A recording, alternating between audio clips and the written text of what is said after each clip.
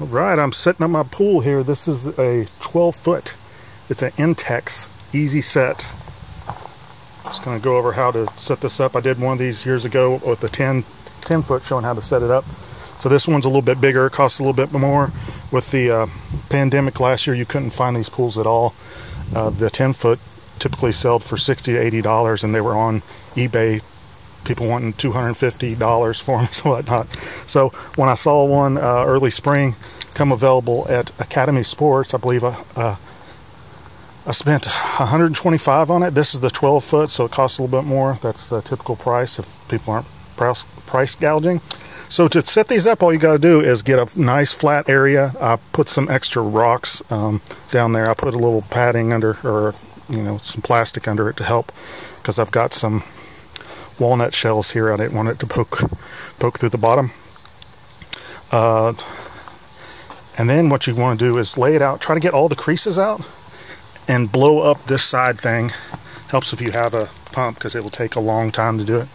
And as the water fills up, this floats and pulls up the side. So we'll see that here. It takes about 2 hours to fill one of these pools up. It takes a while. So you might want to call, if your sewage cost is high in the area, you might want to call your water company and say, hey, I'm going to be filling up a pool.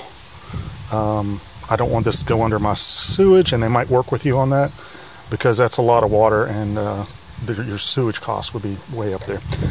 Okay, so once you got this blown up and you start filling it up, make sure to try to pull all these creases out, because once you get a foot of water, it's impossible to pull the creases out. So just kind of get in there with your feet and kind of pull those out, so it'll be nice and smooth on the bottom.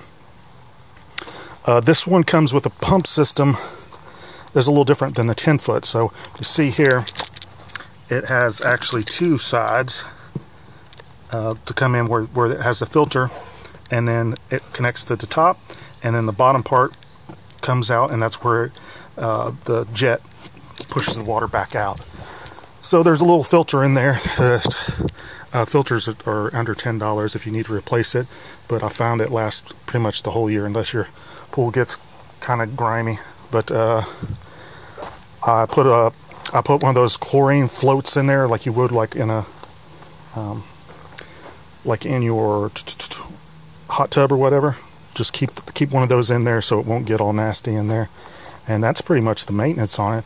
Oh, I forgot to say, on this pump, we'll make sure and plug it into a GFI for safety reasons. And also, the cord looks to be about 20 foot long, and it also does have a like a GFI type fuse thing on there as well. So there it is, the Intex 12-foot pool. I'll come back in 2 hours and show you what it looks like when it's fully set up. Thanks. There it is, almost full. See how it just kind of expanded up. A few little tips that I didn't say earlier. These little clips come on here. They're plastic. If you're having a hard time with them, you might want to go to the hardware store and get metal ones. They work a lot better. I've done that in the past. Also, as you can see, I've already got some stuff in here. They make covers for these, so it's well worth it to get a cover. But a tip for the cover is to put a inflatable ball in the middle of it. That kind of helps the rain to go off to the sides. So just put that underneath it. And that's it. Put some chlorine in your little duck thing, little floaty thing, and just keep it chlorinated so you don't get any contaminants or whatnot. But there it is. Lots of family fun. Thanks for watching. Subscribe.